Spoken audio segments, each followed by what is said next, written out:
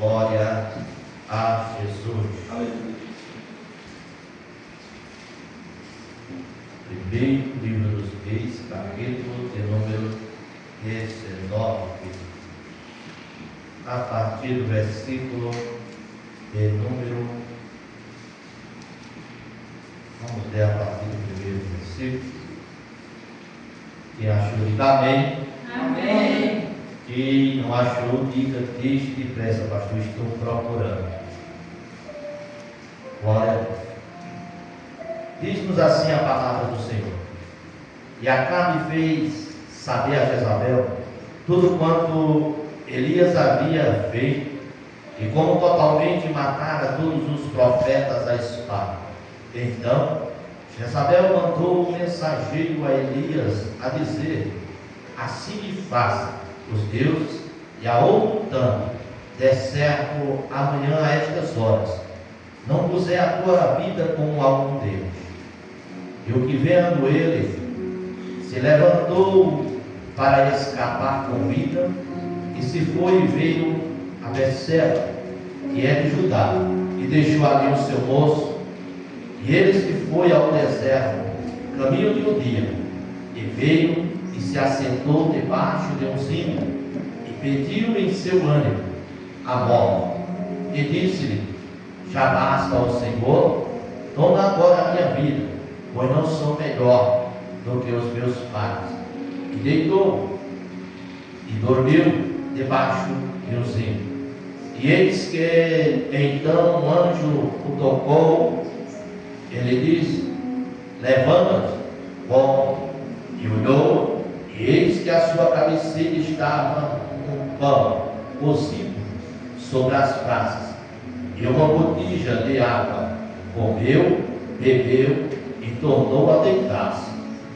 E o anjo do Senhor tornou segunda vez, e tocou e disse: Levanta-te e come, porque muito comprido será o caminho. Podeis assentar. Glória a Deus. Glória a Deus. Igreja do Senhor, o texto que ora fora lido vai nos falar sobre um momento difícil na vida de um profeta. E é importante compreendermos que o profeta Elias foi levantado por Deus em uma das piores crises que Israel já vivia, ou já vivenciou. Era uma crise política, religiosa e, por que não, espiritual. E esta crise, ela foi se instaurando em Israel por conta do governo do rei Acabe, que casou com uma ímpia por nome Jezabel. Acabe foi permitindo que Jezabel introduzisse em Israel os seus deuses, e logo tinha em Israel 450 profetas de Baal sendo sustentados no palácio, e 400 profetas de Azé. Esses viviam sendo sustentados pelo rei para profetizar coisas boas para o rei, para profetizar tudo aquilo que agradava ao rei. Israel vivia nesta crise, mas Jezabel não achou suficiente colocar esses profetas. Ela agora começa a tornar a adoração a Baal como a adoração oficial em Israel. Todo aquele que surgisse falando que o nome do Senhor, ou Deus de Israel, era o verdadeiro Deus, era morto a fio da espada ou era preso. Logo, os profetas começaram a ser mortos, alguns se esconderam. O caos estava instaurado em Israel. ninguém ousava mais dizer: só o Senhor é Deus. Quem falasse, ele ia pagar com a sua vida, teria a sua vida ceifada, famílias destruídas. A crise era tamanha, tão grande. Mas um dia Deus, dos altos céus, vai levantar um profeta. E o nome dele é Elias. Elias, ele vem de uma forma diferente dos demais profetas. E ele vai se direcionar ao palácio e vai levar uma palavra para o rei Acabe. E vai olhar, acredito eu imagino ele chegando diante de Acabe, olhando nos olhos dele, dizendo: Acabe, tão certo como vive o Senhor, que não choverá sobre a terra, nem cairá ao vale, senão segundo a minha palavra. Era como se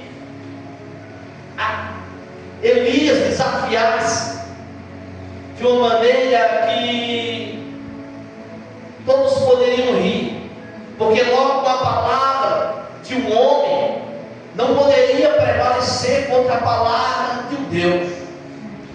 E ele vai dizer: conforme a minha palavra. É bem verdade que Deus já tinha revelado no coração dele, Deus já tinha, eu creio, que já tinha dado essa graça, essa ousadia, para ele chegar lá e profetizar. E ele não tem, ele profetiza. E após ele profetizar, Deus manda ele se retirar, porque agora Deus iria tratar com Israel. Israel estava vivendo um tempo de prosperidade, e essa prosperidade eles atribuíam a Baal. Eles viviam um tempo que a chuva caía sobre a terra, eles parabenizavam e glorificavam Baal. Havia, segundo a história conta, que havia profetas que de madrugada levavam pães e colocavam ao redor da estátua de Baal, para dizer que Baal alimentava o povo. Mas essa farsa vai cair por terra. Deus irá tirar este governo corrupto e desmascarar os falsos profetas. Mas no momento agora, enquanto os céus não cai mais orvalho, nem chuva, a seca é instaurada, Baal agora não pode fazer nada. Até clama, até pede para Baal, até faz penitência a Baal, mas os céus nada acontece, porque Deus já tinha assinado embaixo a palavra que Elias tinha profetizado. E agora Israel vai vivenciar um período de 3 anos e meio de uma seca. E agora a fé em Baal já não está tão avivada assim, pois Baal nada pôde fazer. Mas Elias era um dos moços mais procurados em Israel. Se fosse trazer para os nossos dias, haveria nas redes sociais procuras o profeta Elias, ou como o próprio Acabe tinha e falou para ele, chamando ele de perturbador de Israel. Procura-se o perturbador de Israel. Ele atribuiu aquela seca a Elias. Ele atribuiu aquela fala a Elias. E não reconheceu que os profetas a qual ele servia de nada podia fazer. Não podia mandar nem sequer uma gota de água sobre Israel. Enquanto Israel está vivenciando a seca, Elias está no ribeiro de Querite, sendo alimentado por corpos, pão e carne, porque Deus cuida daqueles que têm responsabilidade, para aqueles que Ele chamou. Deus se responsabiliza. Enquanto Israel está na seca, Elias está sendo sustentado pelos corpos. Deus está usando corpos para abençoar o profeta. Está usando uma árvore que é incomum, porque os corpos da linhagem das aves de rapinas. E por ser da aves de rapina, eles se alimentam de coisas poucas. Mas, amando de Deus, ele tem que levar carne, e carne boa para o profeta. Vai passar aquele período dos quais o ribeiro de Querite vai se secar. Deus vai falar para o profeta para que ele vá até Sarepta, porque lá tinha uma viúva que iria sustentar.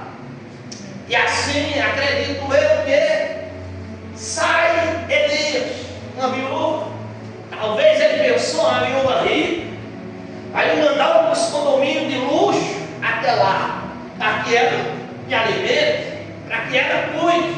E quando chega lá, havia uma mulher que tinha o seu único filho, que estava fazendo a última refeição, não tinha mais nada, só tinha um pouquinho de azeite, só havia um pouquinho de farinha na panela. Esse é o cenário aonde Deus enviou o profeta. Às vezes nós queremos ir para os lugares aonde está Deus, aonde está próspero, mas Deus às vezes nos leva a lugares secos, mas não é para morrermos, mas sim para que através das nossas vidas, através da sua vida, Deus venha te usar e as coisas venham mudar. Vivemos dias, aleluia, em que o ser humano procura só as vantagens, os lugares que tem muitas igrejas cheias, luxuosas, pessoas eloquentes. Mas eu vivi uma época que os obreiros, servos de Deus, servos de Deus, que tinham uma chamada no coração, que tinha algo de Deus brotado no seu coração em fazer a obra de Deus, que eles às vezes passaram nos ambientes pequenos, assim como este, e via cadeiras vazias, assim como esta, e eles colocavam e diziam no coração: ali Deus, aleluia, quer me levar para aquele lugar, para me usar, para eu ser uma bênção de Deus, para aquele lugar que está vazio se encher de vida.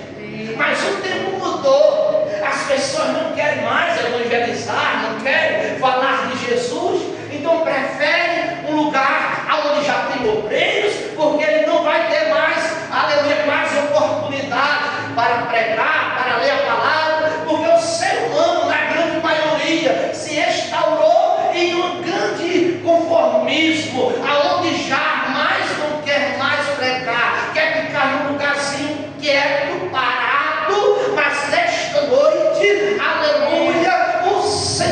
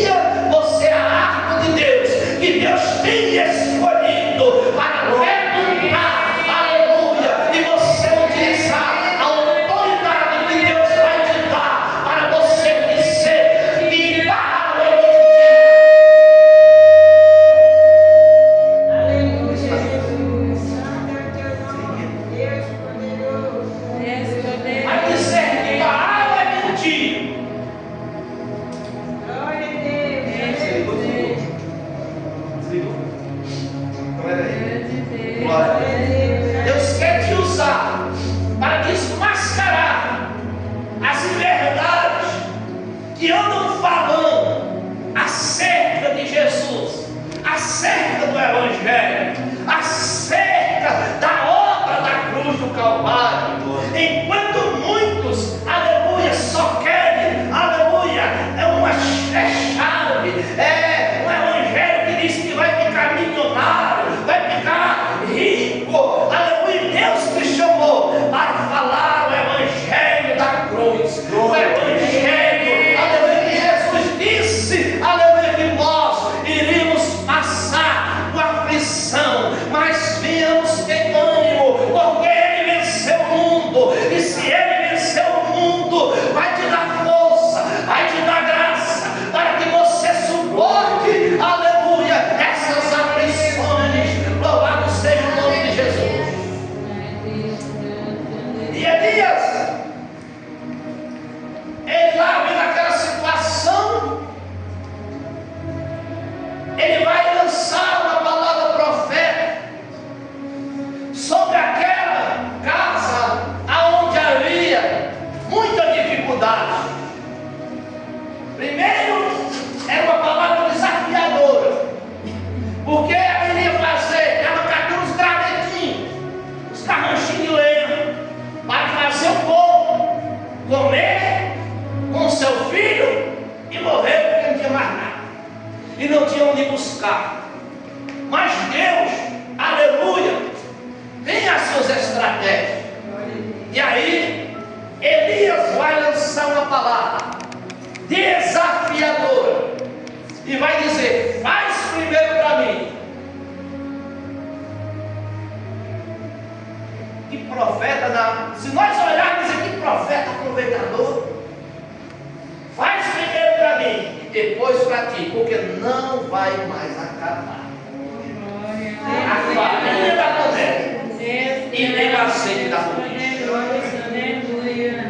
É uma palavra desafiadora para aquela viúva que assim, aleluia, faz conforme a palavra e é abençoada e é próspera. Chegou o dia em que, resumindo por conta do tempo, Deus fala para Elias: te apresenta-te a Agar. E chegou o tempo de eu mandar chuva sobre a terra.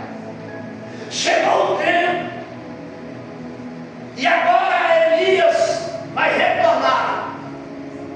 E Agar, que já tinha mandado tantas pessoas procurar, diz a Bíblia que ele saiu pelo campo, o seu mordomo procurou à procura de Elias. Vamos buscar, procura esse perturbador. E aí, quando o mordomo de Agar encontra-se com Elias, se assusta, tem medo. E aí ele disse: me apresenta-te ao teu Senhor. Ele disse: não, porque se eu me apresentar, vou apresentar quando eu for, Deus pode te esconder. E lembra que eu sirvo a Deus, eu devo ao Senhor. Eu peguei um grupo de 100 profetas e coloquei em covas e alimentei com pão e água. Ele estava escondendo os profetas, ele estava guardando os profetas. Mas ele disse que não, e vai se apresentar. E nessa apresentação há um desafio. Elias, com toda a autoridade, vai dizer para cá, para fazer um desafio: junta todos os profetas para comparecer no Monte Carmelo. Também convida todo o povo para participar. E lá vamos ver quem é o verdadeiro Deus. E lá vamos ver quem é o verdadeiro Deus. E aí sabemos, conhecemos da história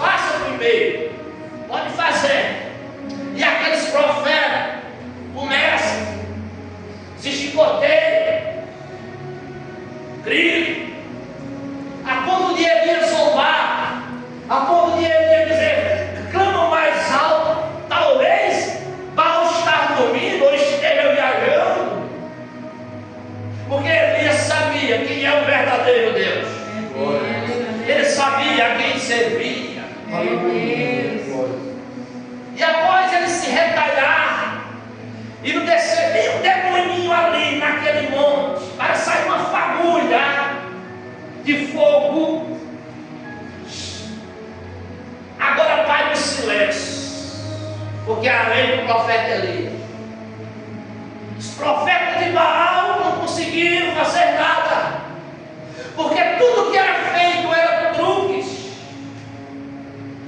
truques às escondidas, eram profecias falsas, parecia verdadeira, mas era falsa, parecia verdadeiro, mas era falso. E assim às vezes tem surgido na nossa época, parece verdadeiro, mas é falso, tem aparência de verdadeiro, mas por trás é falso. E ali chegou a vez de Elias, ele repara o altar, ele vai cavar e volta naquele altar, vai cavar e volta, e vai mandar encharcar de água, mas também é difícil, porque havia 3 anos e meio que não chovia, e vai botar água lá, já não tem água, e o pouquinho que tem vai ter que encharcar. Eu só sei que alguém teve atitude, não sei como, mas alguém levou água, alguém levou água, alguém foi buscar água, porque tinha alguém que acreditava, porque 3 anos e meio, então a água era ouro, mas alguém disse: não, eu creio, aqui, e jogou a água, encharcou aquele altar de água. E Elias dobra o joelho, e dobrando o joelho, vai orar.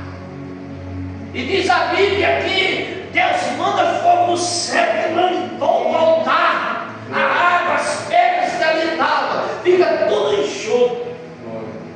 E ali, aleluia, é revelado quem é o verdadeiro Deus. Os profetas são mortos, nossos profetas a fio da espada, são desmascarados e mortos. Elias agora desce. Deus disse: olha, avisa que acaba que vai chover. E agora Elias manda o moço avisar que ia chover, mas não havia nada. E aí chega Elias, vai orar e pede o moço dele que vá 7 vezes ao monte e olha. Pela última vez, quando ele olha, ele diz: eu vejo uma mão, ou uma nuvem do tamanho da mão de um homem, pequenininha. Então ele precisa de coisas grandes, precisa das coisas pequenas para fazer obras grandes. Ele precisa de coisas pequenas para fazer obras grandes, para confundir. E quando o moço dele diz: eu vejo uma mão, ele diz: opa, vai chover. Agora, acaba, acredito que chega no palácio desesperado, todo encharcado da chuva, e vai avisar a Jezabel. Diz: olha, acabou, foi matado os profetas, Baal foi desmascarado. O mínimo que Jezabel, Acabe, tinha que fazer era reconhecer o verdadeiro Deus. Mas Jezabel se enche de fúria e diz: olha, tão certo, pode escrever, vocês podem escrever aí, amanhã, por essa hora, esse mesmo horário, do jeito que foi feito com os profetas, vai ser feito com Elias. Agora Elias, diz a Bíblia Sagrada, que vai fugir para escapar com a sua vida, e vai caminhar um dia inteiro caminhando, e caminhando um dia, chega-se debaixo de um pé de zinco. Chegando debaixo de um pé de zinco, é como se ele fosse entregar o seu ministério, é como se ele fosse entregar a sua credencial de profeta. Deus, acha, quero mais. E quem vê Elias agora vai dizer: não é o mesmo Elias. Quem vê Elias agora vai dizer: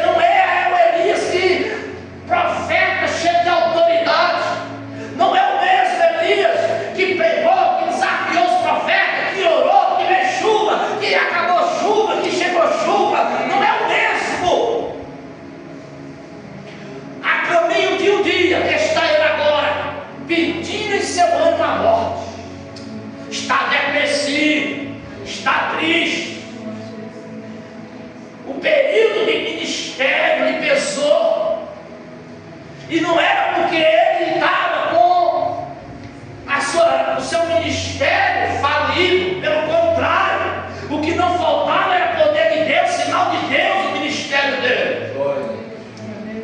Mas aí ele está para baixo, está desanimado, pedindo seu ânimo. E quando a gente olha, todos os sintomas, Elias foi uma pessoa depressiva, pedindo a morte, e dormindo, e deixando o seu moço para trás. E quem olha para Elias, e até acredito eu que o inferno de Deus acabou com Elias. Esse já era. O que é que adiantou? O ministério dele acabou. Para ele desanimado, para ele entregando os pontos, para ele desistindo. E às vezes, meus irmãos, é assim nas nossas vidas. Tem dias que a gente está lá em cima, quase tocando no céu, de tanto sentir a graça e o poder de Deus. Mas tem dias que a gente está lá embaixo. Tem dias que a gente está tão desanimado, tão para baixo, sem força de cultuar, sem força de ir para a igreja, desanimado com tudo. Tem dias que a gente está procurando demônio para expulsar. Aonde tem um demônio, e a gente está procurando, até desafio no culto. Manifesta, manifesta, manifesta como tu está. Mas tem dia que você está dizendo, meu Deus, tomara que não se manifeste nenhum, tomara que o culto termine sossegado, tomara que nada aconteça, tomara que no evangelismo ninguém afronte e se manifeste. Tem dias que é assim, tem dias que a gente está lá em cima, mas tem dias que a gente está para baixo. Mas o que eu acho lindo nisso, aleluia, que Elias estava para baixo, mas Deus, aleluia, não desiste de Elias. Deus, aleluia, envia um anjo até Elias, porque Deus não desiste dos seus, Deus não desiste do seu servo, Deus não desiste da sua serva. Você pode estar para baixo, desanimado, aleluia, alguém pode desfechar ela, nunca mais canta, nunca mais prega, nunca mais será obreiro, nunca mais será obreira, nunca mais. Olha a situação dele, olha a situação dela. Quem era ela? Louvava, tocava, cantava, coisas lindas saíam através da vida dela, mas está para baixo, já entregou os pontos, mas não tem problema não. O Deus Todo-Poderoso não desiste de você. O Deus Todo-Poderoso, aleluia, que te chamou pelo teu nome, que te escolheu no meio de tantos, aleluia, e se ele não vir pessoalmente, ele enviará o anjo, mas aleluia, prostrado, envergonhado, envergonhada, você não vai ficar, porque o Todo-Poderoso te escolheu. Louvado seja o nome do Senhor. Ele está dormindo, e quando o anjo toca,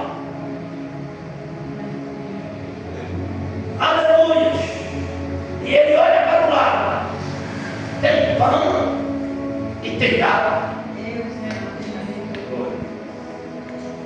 Ele come e volta a dormir. Ele come e volta a dormir. Olha a situação. E Deus, o anjo pela segunda vez vai tocar. Pela segunda vez o anjo vai tocar. E vai dizer, ó,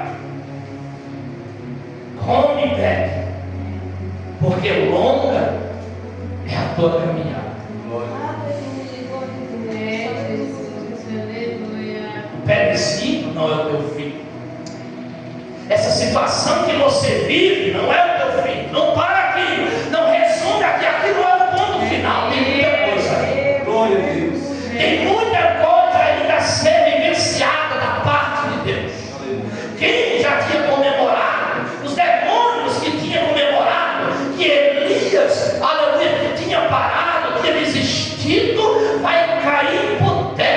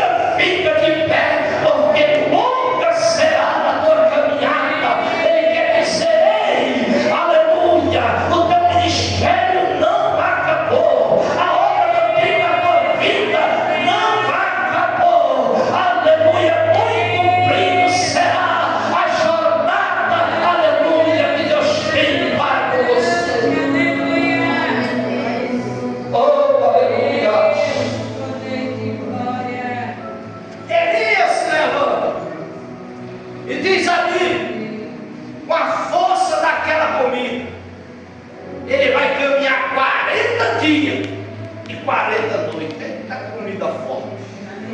Mais forte do que cuscuz. Mais forte do que cuscuz. 40 dias e 40 noites com a força daquela comida. E quando ele chega a um determinado lugar, ele vai ver uma caverna. E entra na caverna. Se esconde na caverna. Mas ninguém se esconde de Deus. E aquele a qual, aleluia, Deus tem chamada, não consegue se esconder. Não consegue. Deus usa o seu meio. Deus usa suas formas. Deus tem o seu meio de ir até você. Deus tem o seu meio de, aleluia, de resgatar e trazer de volta a sua presença. Às vezes, aleluia, sem você perceber, Deus levou um profeta, fala contigo. Às vezes, você vai pegar o celular, vai passar, cai uma mensagem, Deus falando contigo. Você passa a mensagem, liga a televisão, de repente cai, aleluia, de alguém falando da palavra, Deus falando contigo. De repente você liga o som, aleluia, de repente um louvor, Deus falando contigo. Deus tem muitas as maneiras de tratar conosco. E nós, aleluia, temos que estar atentos. Quantas das vezes na minha vida, não só foi uma, não foi duas, mas por muitas das vezes, eu achei que era o fim. Quantas das vezes eu me sentia tão vazio de Deus, que eu olhava para o espelho e dizia: eu não me sinto crente. Eu não me sinto crente. Só estava como um daqueles esqueletos de parte de Deus que estava no vale de ossos secos. Estava tão mal. E eu digo: Deus, eu não tenho mais nada comigo. Estou vazio, não sinto mais a presença, não sinto a graça. Eu vejo irmão falando em línguas, levando para o alto, mas eu só tenho uma aflição. Estava eu trabalhando lá em São Paulo, em uma das estações de trem, só que aqueles trilhos, aquelas pedras, parecia que aquela quentura vinha tudo para o rosto, e eu ali triste, cabisbaixo, porque estava vivendo uma vida espiritual de aparência. E dentro de mim ele não é mais comigo. Deus não está mais comigo. De repente vem um cidadão, eu avisto longe. E aquele cidadão vai se aproximando. Um capacete branco. Lá quem usava o capacete branco era os engenheiros. E lá vinha ele, em minha direção. Faltava. Eu trabalhava lá de vigia. Aí ele chegou até mim, olhou para mim e disse: ei moço, você é crente? Eu olhei para ele: sou por misericórdia. Ele disse: eu percebi, porque quando eu estava me aproximando de você, do Senhor, quando eu me aproximei, eu senti uma paz tão grande, tão grande. Eu senti Deus em tua mão, eu senti Deus ao teu lado, homem. Aleluia. Porque Ele não desiste. Porque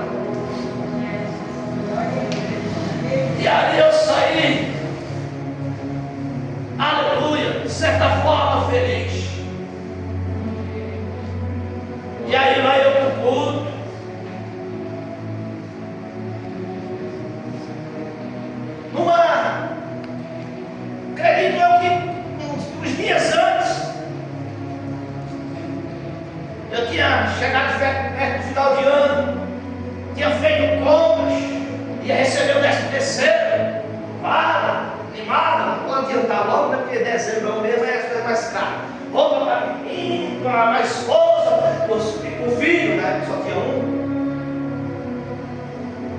Aí quando eu estou lá no banco, um camarada vem e leva tudo que eu tenho.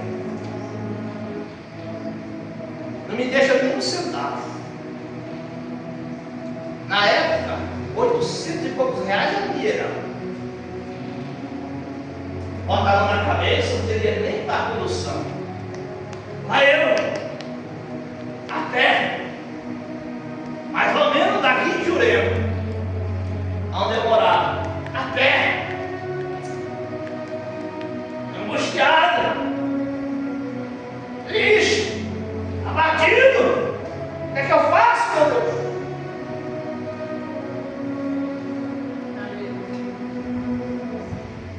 E aí a gente acha que não cheguei da hora do culto, pedi o culto, pego as moedinhas, vou no mercado lá, no outro dia, triste. Entrei no mercado de uma japonesa lá tem uma estátua de Buda assim grandona.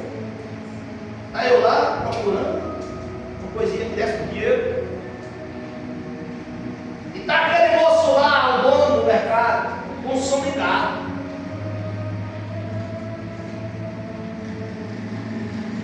E aí eu cabisbaixo.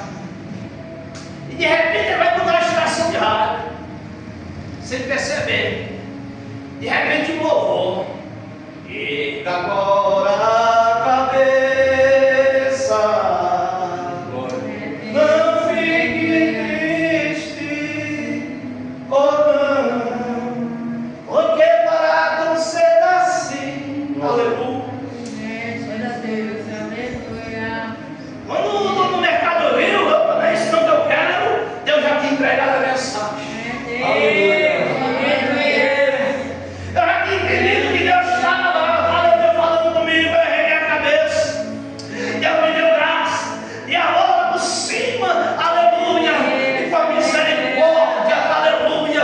Deus não só deu, aleluia, aquilo que eu tinha perdido, mas muito mais, além daquilo que eu tinha perdido. Ele não desiste. Ei, minha irmã, quem disse que ele vai deixar você morrer nesse deserto? É mentira do diabo. É mentira do diabo. Nessa peleja que tereis que pelejar. Parar e ficar em pé e ver o livramento do Senhor na tua vida. Aleluia. É tempo de se animar. É tempo, aleluia, de acreditar. Creia quando ninguém acredita. Levante quando ninguém levanta. Dê glória quando ninguém está dando glória. Seja único e faça a diferença. Porque o Senhor chamou você para fazer a diferença. Aleluia.